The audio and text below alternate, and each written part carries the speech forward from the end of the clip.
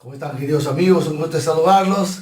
Soy Rolando Reategui Lozano y ya estás en tu programa Face to Face con Rolando.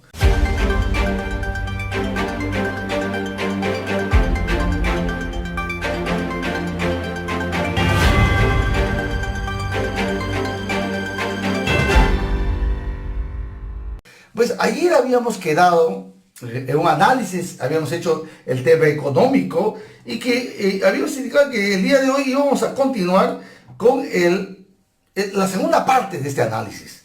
Y he recibido muchas llamadas y también muchos mensajes por el programa de ayer. Parece que les ha gustado bastante. Entonces, y nos habíamos quedado, no habíamos terminado de hacer todo el análisis. Pues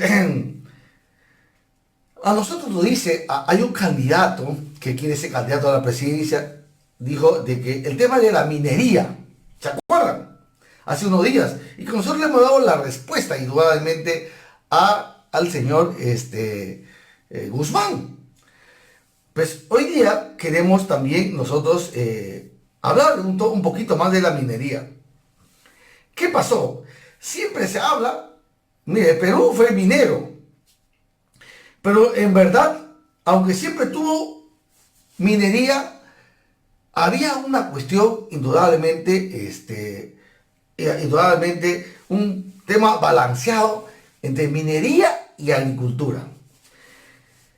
En los años 50 pasó de ser un país agrícola, pasó a ser un país minero en los años 50, cuando se abrió dos grandes minas, la de Toquepala y la de Marcona.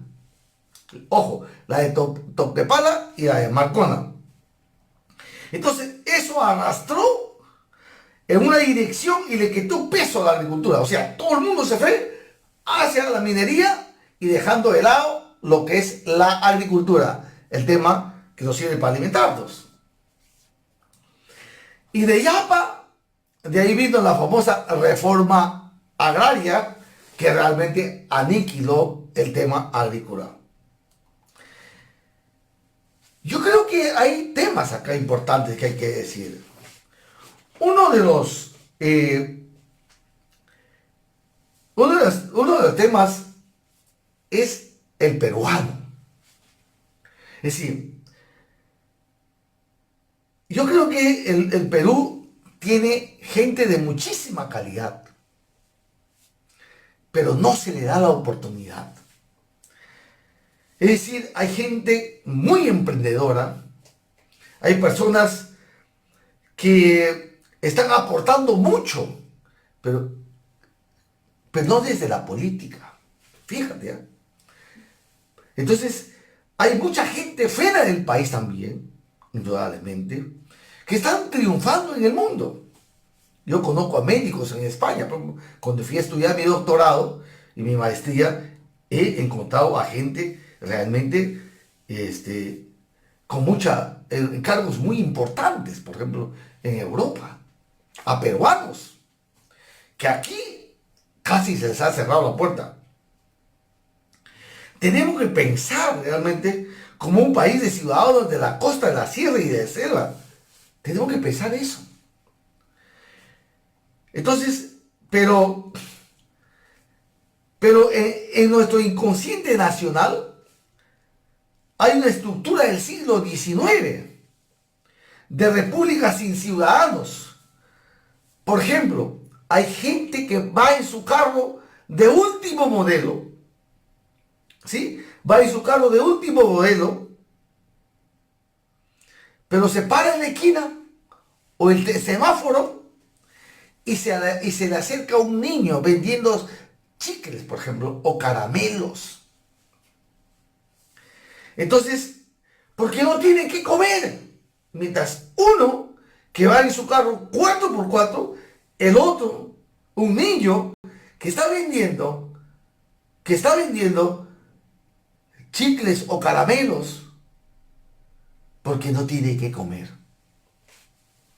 Entonces, hay un pequeñísimo grupo que son extremadamente ricos, que se benefician básicamente de la economía del Perú. y hay un tremendo bloque de peruanos, que es la mayoría, que no tiene esas oportunidades. Y esto a mí me parece realmente terrible. ¿Qué nos queda en los próximos años?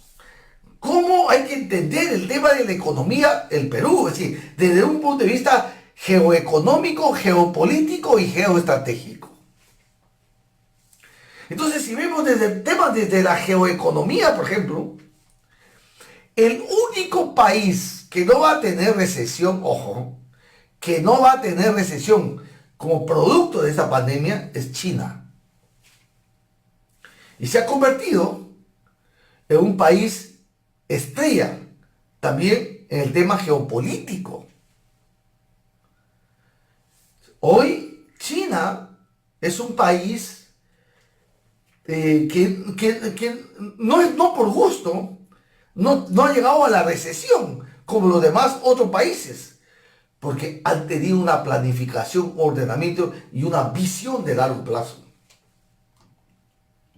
Y parece que es uno de los que no se va a contraer. Entonces, esta pandemia tiene que permitir, por ejemplo, que uno de los recursos que se va a desarrollar muchísimo, ¿sí?, es el tema energético. Entonces, ahí tiene que haber un cambio tecnológico.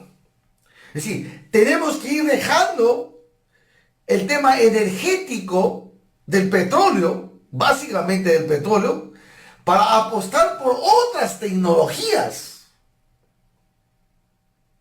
como las energías renovables, por ejemplo. Tenemos que apostar por la energía eólica, por la energía mareal, por ejemplo, ¿sí? Entonces, energía solar. Tenemos que apostar por la nanotecnología. Entonces, para eso necesitamos realmente un gobierno diferente. Para eso necesitamos una nueva constitución política. Sí, tiene que haber cambios sustanciales en el país. Pero con este modelo que tenemos ahora, no va a permitir eso. Tenemos que dar el vuelco aquí en el país sobre estos temas. ¿Sí? ¿Por qué? Porque en estos momentos hay una aceleración por los cambios energéticos, por tecnologías menos sucias y más limpias. Ya en algunos países, indudablemente, se está trabajando con mucha fuerza el tema, por ejemplo, energético. Aquí todavía no se trabaja casi nada de esto. Es muy poco. Claro, se ha desarrollado un poco lo que es la energía hidráulica o hidroeléctrica. En algo, o sea, pero tenemos la energía mareal, por ejemplo. La energía de las olas, entre otras cosas. Y hay otros tipos de energía, indudablemente. ¿Sí? Entonces, tenemos que tener una política de incentivo tributario para esta transformación energética. Tenemos que trabajar en los paneles solares, en los parques solares, en los parques eólicos para generar energía limpia. Necesitamos eso. Edificios que tengan su propia energía solar, por ejemplo. Y esto es lo que se está trabajando en el mundo. Pero lamentablemente aquí en el país esto todavía está viene bastante a menos. ¿Sí? Está viniendo bastante a menos en el país. Es decir, no existe esa decisión política para trabajar en nuevas tecnologías energéticas, por ejemplo. Y ahí las energías renovables es un aspecto crucial. Y ahí tenemos que trabajar todos. ¿Ah? Dice Juan Navarro, nos dice, y sobre todo tomar la batuta gubernamental. Claro. Entonces tenemos que llegar al gobierno para poder hacer cambios en el país. Oiga, ya no podemos seguir trabajando mucho, cada día tenemos que ir dejando de lado, por ejemplo, toda la energía de origen fósil. Y cuando hablo de origen fósil estamos hablando del petróleo, por ejemplo.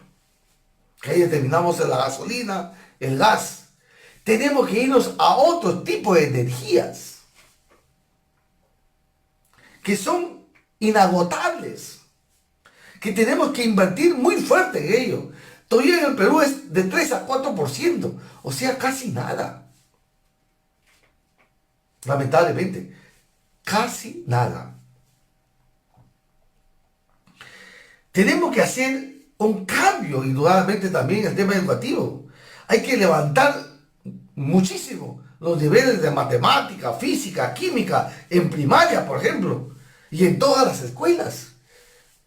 Ojo, ¿sí? Tenemos que hacer que la educación, hemos dicho acá, no debe tener menos del 6% del Producto Bruto Interno.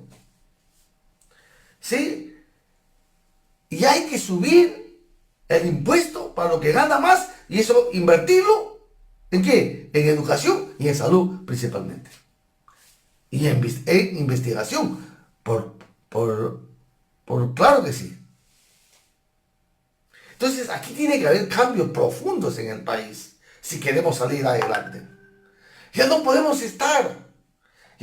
estar con ese viejo modelo que tenemos 30 años que nos han hecho realmente mucho daño en el país. Han hecho mucho daño realmente. Miren ustedes lo que está pasando en el país. Y de hecho hay conflictos, hay una represa de conflictos. Entonces, hace más de un mes o 2 meses, si no me equivoco, ¿se acuerdan que hubo una protesta en Loreto donde murieron algunos policías y también campesinos? Creo que policías salieron heridos, fallecieron, ¿se acuerdan? ¿Se acuerdan? Pues ahora, nuevamente, los indígenas de la estación 5 de Petroperú siguen denunciando que no hay atención por parte del gobierno. Desde hace 10 días, 7 pueblos indígenas aguajunas de la provincia de Aten del Marañón, región Loreto, acatan un paro indefinido exigiendo al gobierno ejecutar proyectos en sectores de educación, salud, transporte y comunicaciones, y cumplir con los compromisos que datan desde el año 98. O sea, en esta zona de Aten del Marañón, realmente las comunidades están olvidadas por el gobierno. Y están hace 10 días que están en lucha. Pero ¿qué pasa? El gobierno, oídos sordos. Entonces, recién se comienza a movilizar cuando existe represión, cuando existen heridos o cuando existan muertes. Y eso no puede ser, señores. Eso no puede ser, señores del gobierno. ¿Qué le pasa a ustedes? ¿Qué es lo que le pasa a ustedes? Entonces tienen que atender a las comunidades.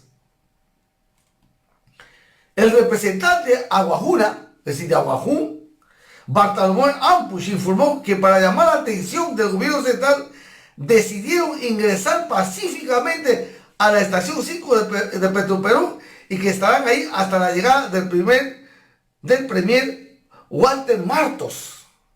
O sea, ya han ingresado a la estación 5 de Petroperú. Ojo, ya ingresaron. Esperemos que no exista la represión. Hacemos un llamamiento al gobierno que se vaya, que converse y que atienda, sobre todo que atienda al pedido de esta población. No está pidiendo cosas raras, está pidiendo educación. Ojo, está pidiendo salud, está pidiendo transportes y poder comunicarse.